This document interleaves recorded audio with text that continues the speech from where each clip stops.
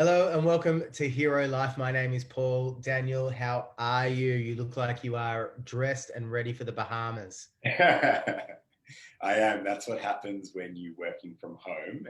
And well, my wife loves a very hot home. So it is boiling hot where I am. I feel like I'm in a sauna.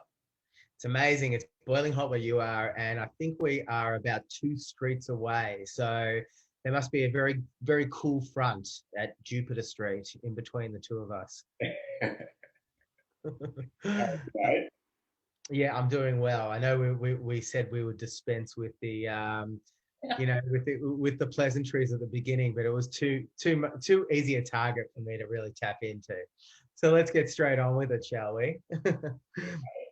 We were talking offline about actually speaking to somebody brand new who is about to join our beautiful tribe of courageous, amazing, vulnerable, and strong dads who are making shifts in their lives every day. And he said something to you that seems to be a really, really reoccurring pattern for a lot of fathers, and that is this embarrassment surrounding reaching out for help.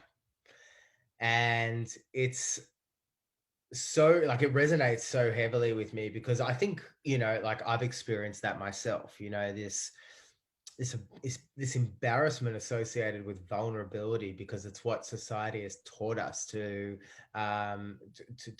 keep at arm's length, to be able to just carry on, get on with it, grit your teeth, bear on with life, and bury your head in the sand. Really, what were your experiences with it, Dan?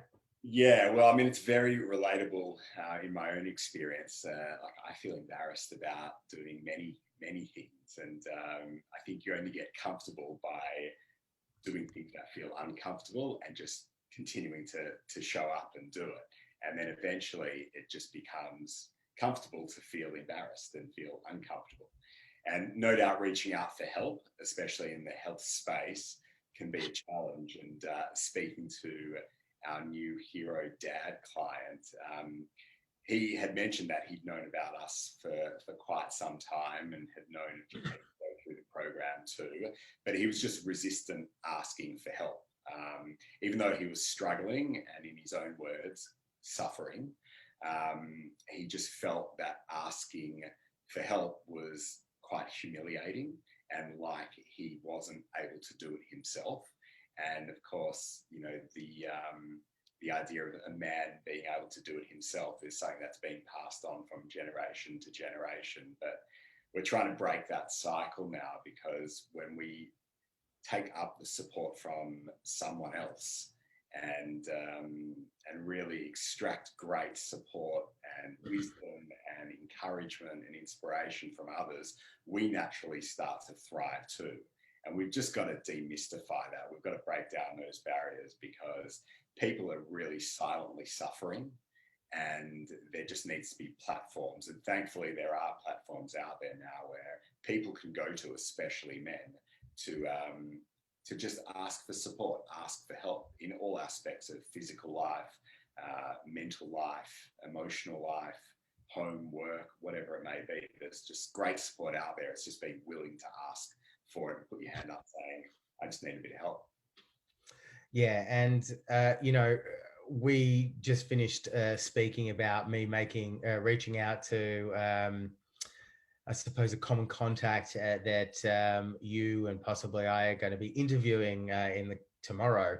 And his name's Brock McLean, and he's really just developed a little bit of I suppose, a name for himself in being strong in vulnerability.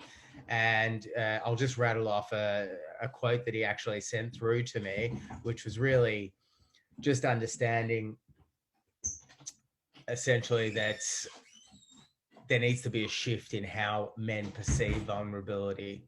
It's a strength and not weakness, like we're told when we're growing up. And, that itself is a really, really powerful kind of thing to acknowledge, because we're taught so much growing up that to bear your feelings at the beginning, from the outside can be a sign of weakness, but it opens up such a powerful dialogue for you to be able to grow from it. And I'm really looking forward to having either you or both of us having a yarn with Brock tomorrow and really getting to the surface of these things.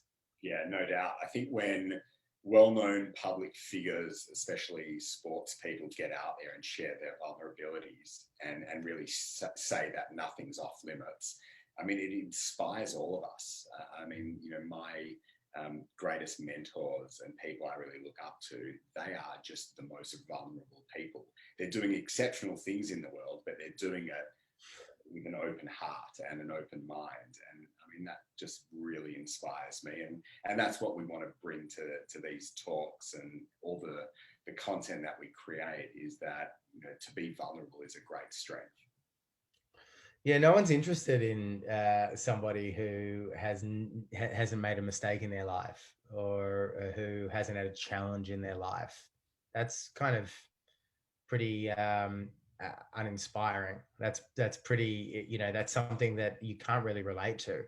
If you bear it all out for people to be able to connect with and to be able to relate to, then there's such a opportunity for growth collectively. Yeah, another thing that's been quite amazing is that we're connecting with really great human beings out there who have got a message to share. And I have just been, putting ourselves out there and connecting with these well-known figures and just sharing what we're doing and what we're up to and where we want to go, and inviting people onto the podcast. And so it really begins tomorrow, and we've got many great guests to come. And it's because people want to have the platform to share that it's okay to be vulnerable. It's okay to have some down times and some challenging periods, and it's okay to ask for help too.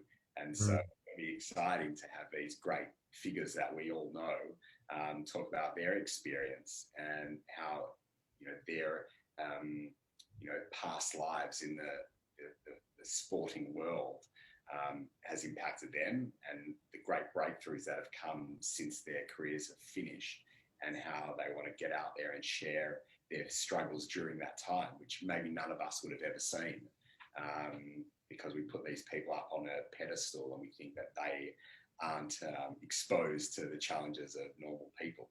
And they're coming in here to shock all of us and say, we're going through the exact same, and it's okay. And the vehicle, and we've talked about this before, the vehicle of social media putting pressure on, or not just personalities in the sporting world, but everybody, this pressure to be able to present an inflated life that is not real and does not have substance, but it really just is. They call it an insta life, because it's just this kind of collection of curated snippets that don't actually exist in reality. So it's really refreshing to have these real and vulnerable conversations with people who are obviously feeling a tremendous amount of growth, and the people that they're affecting are also feeling that growth as well. Yeah, so thanks everyone for being on the journey with us, and we're excited to bring some great new content to the platform. And if there's any people you'd love us to get in touch with, let us know. That'd be inspiring for us to go and reach out to. So hope this conversation's opened up some things in your life, and look forward to hearing the benefits of that. And if there's anything you need, we're here for you. And if you're feeling like you are, these emotions are stirring to a surface, but you're feeling embarrassed, you're feeling like you don't feel like you can step forward, just know that it's a perfectly normal feeling to have, especially as a man. It's about stepping into that discomfort and having the first conversation and opening up that door. Thanks so much, guys, and we'll see you very soon. Thanks, Dan. Thanks, everyone. Thanks, Paul.